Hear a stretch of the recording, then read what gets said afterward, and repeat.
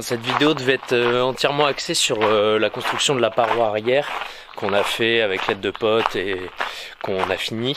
Malheureusement, notre disque dur a planté et du coup on a perdu toute la construction de la structure. Donc j'ai quelques photos que je vais vous mettre. Et sinon il y aura la fin de la construction où on met l'OSB, la porte, et voilà. Désolé. Du coup on vous mettra un peu de vidéos d'autres avancées en bonus quoi.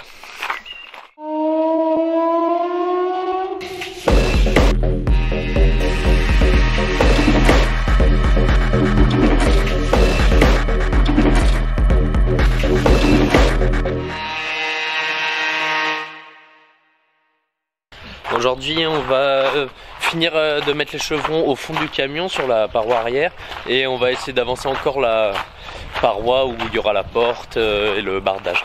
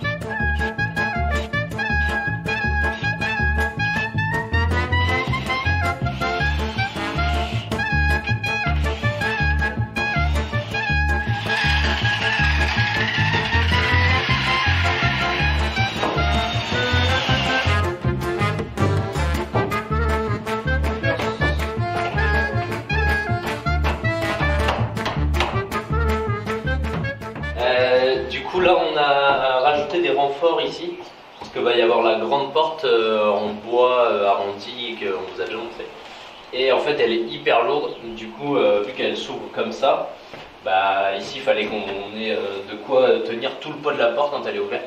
Donc on a mis 4 renforts à chaque charnière de la porte, comme ça là on peut, une fois que la porte est ouverte, hop ça craint rien quoi, ça sera bien solide.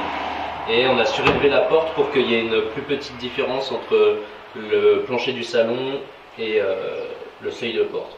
Ça, il y aura le salon, hop, une marche directe au niveau de la porte, une marche là, la terrasse. Voilà.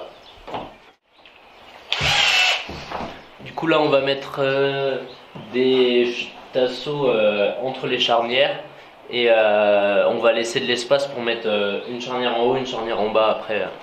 Parce que ça manque de rigidité quand même.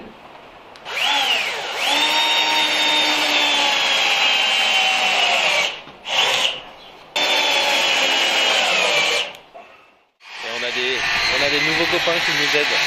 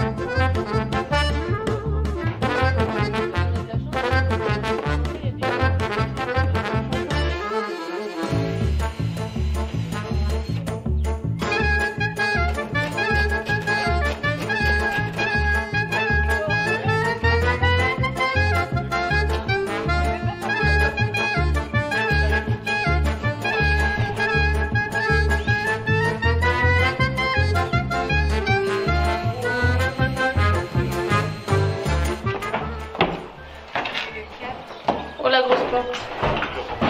Ah oui, d'accord, ouais. Mais je suis sûre qu'elle va pas passer. Tais-toi. Pardon.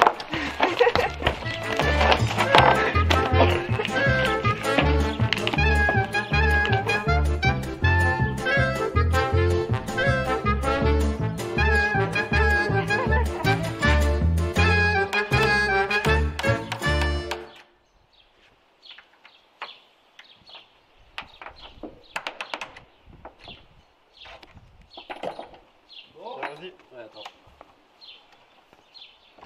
Mais attends. Attention, je vais voir. Tu tes mains, ouais. On va descendre ensemble. Et... Elle fait pas beaucoup, hein. Ah ouais, en vrai. Attends. Putain, il manque pas grand chose.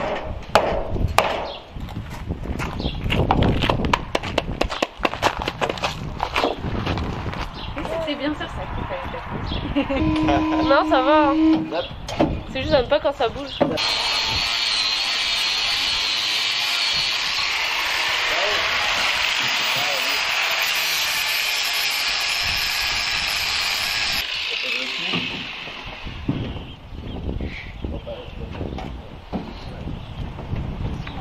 C'est mieux qu'elle passe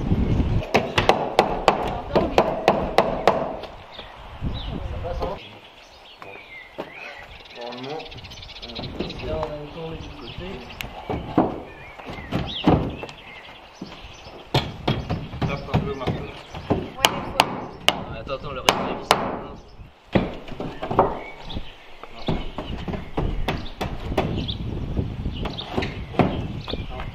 Là en bas, il y a de l'espace.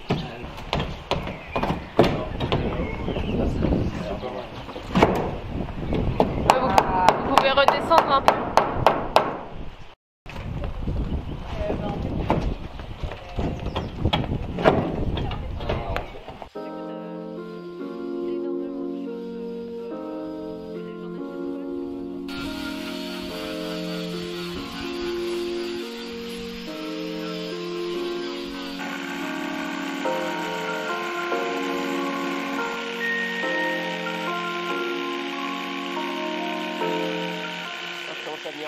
Je commence à venir.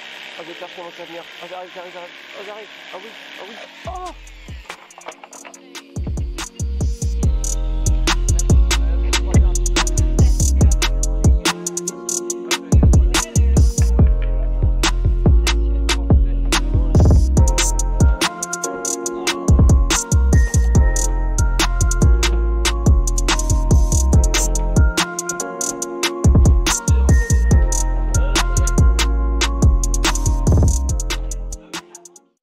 Du coup là je vais percer le toit, ouais encore, et pour mettre des rivets en fait pour tenir les longerons en métal au toit, parce qu'en fait on pensait que c'était des longerons qui étaient structurels quoi, soudés, et en fait ils sont juste collés avec une sorte de scotch double face. Du coup on va tout rifter pour bien tenir, et après on viendra visser même du dessus les chevrons, donc ça le toit sera hyper solide, on pourra marcher dessus sereinement en plus.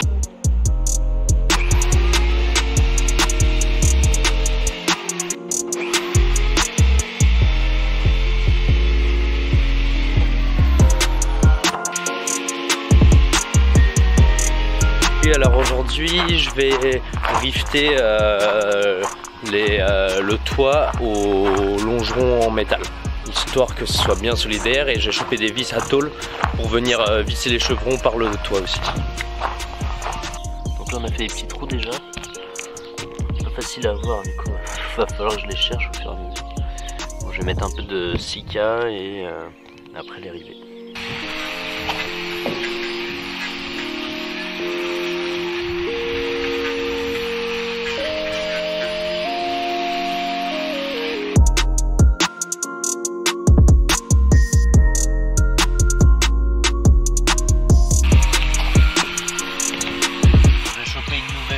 Arrivé parce que l'hôtel s'est pété en 2 minutes.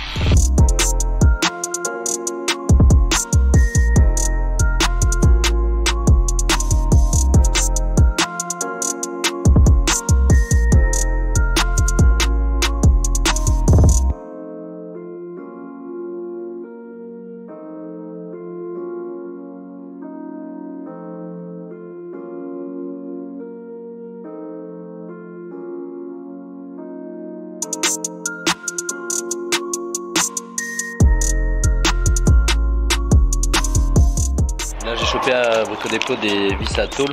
Donc c'est des vis comme ça là avec des petites rondelles. Donc on va les utiliser pour venir visser du toit dans les chevrons, histoire que le toit soit solidaire des chevrons et comme ça il sera bien consolidé et les chevrons risquent pas de tomber ou quoi du plafond. Donc on va visser ça par le toit.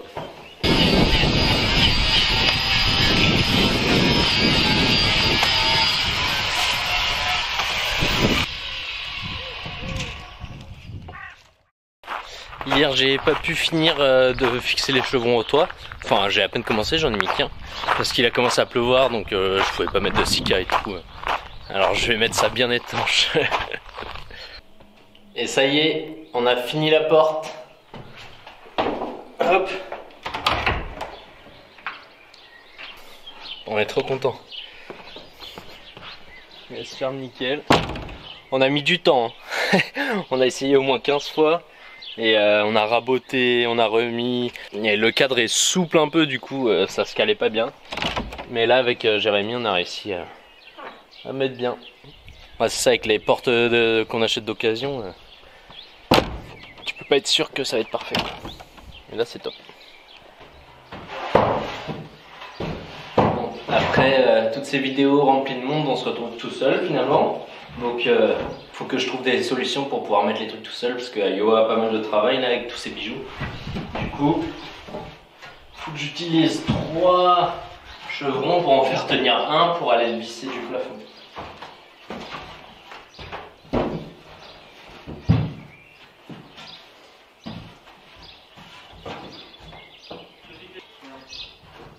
Attends. Et avec des vis à tôle, je viens visser du plafond. Donc en fait c'était des vis, bon elles étaient trop courtes du coup. Iowa a retiré la rondelle de celle que j'avais chopée parce qu'elle était trop petite. Et elle les a mis sur des vis inox qu'on avait qui sont bien plus grandes et autoforeuses. Donc c'est une petite rondelle comme ça, avec une sorte de joint en dessous. Et moi je rajoute du sika en plus.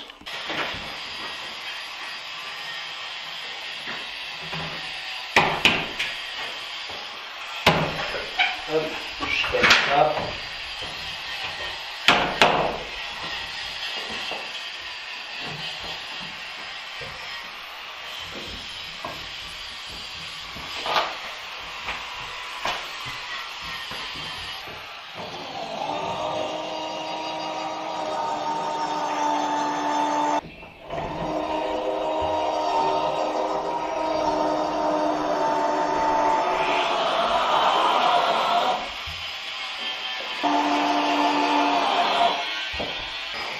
Casse quand même, parce que après on va quand même venir accrocher des trucs. Ok. Nickel.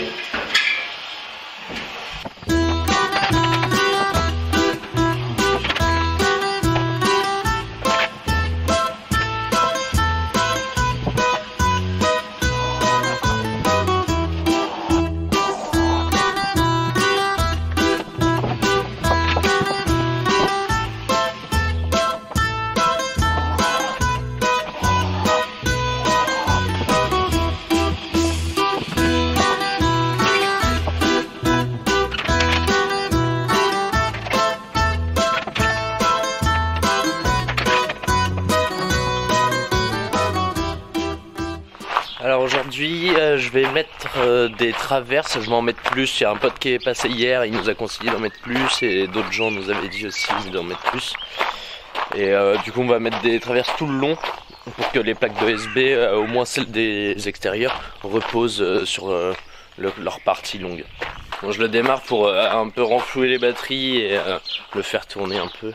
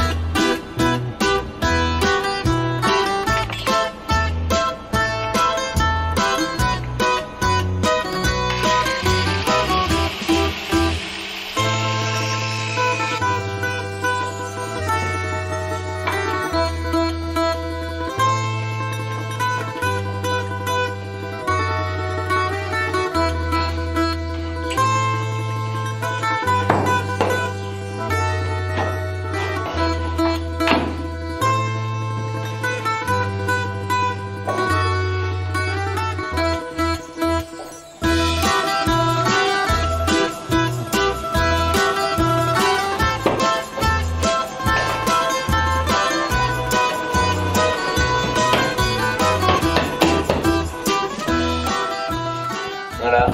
Donc là j'ai mis tous les chevrons en travers là. Donc comme ça l'OSB il pourra bien se reposer sur les côtés, là aussi pareil. Donc ce sera bien solide. Et, du coup on voulait remercier tous les gens en commentaire qui nous ont dit ouais l'OSB attention, faut pas le mettre dans ce sens là machin. Et on se doutait que c'était pas le bon sens, mais vu que ça rentrait pile entre les lattes, entre les lambeaux, on s'est dit bah nickel. Et bon, après avoir parlé avec plusieurs personnes et tout, on a compris que c'était mieux comme ça, enfin de les mettre dans ce sens-là. Donc c'est pour ça qu'on a mis plus de renforts. Et voilà, on va les mettre du coup dans la longueur perpendiculaire aux lambourdes. Et le plancher par-dessus viendra aussi dans la longueur, quoi. On a fait le plafond aussi. Donc là c'est pas le même espacement vu qu'on a dû se fixer sur les longerons déjà existants qui faisaient la structure du toit. Donc ils sont beaucoup plus proches. Donc ouais, on peut voir là. Il y a 45 cm entre chaque chevron. Mais du coup on va devoir couper des bouts de laine. Ce sera un peu plus chiant. On a essayé hier avec un couteau à pain. C'est bon, c'est pas le plus marrant quoi. Ça y est, on a reçu les autres charnières, donc on va les installer là. Donc normalement après ça, la porte devrait être bien solide et plus trop souple. Donc on va fixer ça. En plus il fait beau là. On a sorti la petite chemise. Du coup on avait laissé un espace en haut et un espace en bas pour mettre les autres charnières. Allez, on va mettre la première charnière. Dis-moi par où tu commences. Allez. Prête? Vas-y. Attends. Vas-y.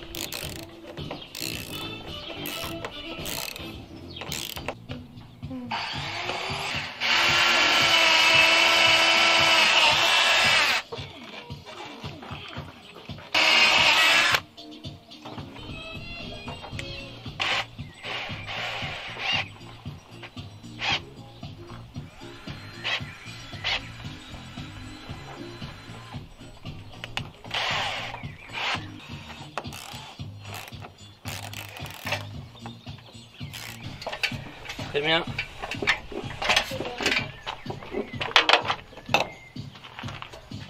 Ah voilà, ça fait vraie porte d'entrée. Pas envie de la forcer. Ah ouais.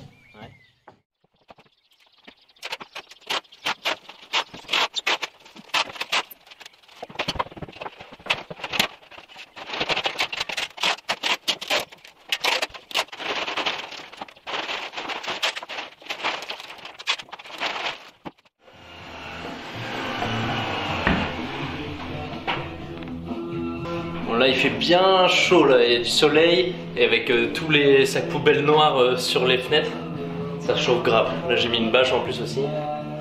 Donc je vais projeter une couche de liège au sol là, donc sur tous les chevrons pour tout envelopper quoi. Et après il faudra qu'on fasse sur les murs. Et normalement Thermofloc nous renvoie encore quelques seaux. Donc ça c'est grave cool. Donc on va remettre peut-être une couche ou deux au plafond, selon la quantité qu'ils nous renvoient. Donc n'hésitez pas à aller voir, hein, ils font plusieurs types de liège. Et celui qu'on a pris nous c'est le G01, donc qui s'applique aussi bien en extérieur qu'en intérieur. Il y a même des teintes, parce que ça s'utilise aussi en couche de finition, genre pour crépir ou quoi. Et du coup tu peux le teindre, genre il y a plein de couleurs je crois, avec un c'est des colorants qu'ils fournissent avec quoi, exprès pour. Et ouais, du coup c'est Thermocork, le nom de la matière qu'ils utilisent, qu'ils ont fait. Et eux leur boîte c'est Thermofloc. Donc on a mis leur lien et leur mail dans la description si vous voulez aller voir. Et par dessus on met du coup de la Biofibre Trio. Donc je l'ai déjà dit dans une vidéo, c'est un mélange de chanvre, de lin et de coton. Donc ça on voit ça avec Femat. C'est une boîte qui fait des matériaux naturels, qui fait de l'isolation, du bois et d'autres trucs. Nous on a travaillé avec eux surtout pour l'isolation. Et Biofibre, c'est une boîte eux qui fabrique plusieurs types de biofibres et dont la Trio. Et Femat eux la revendent.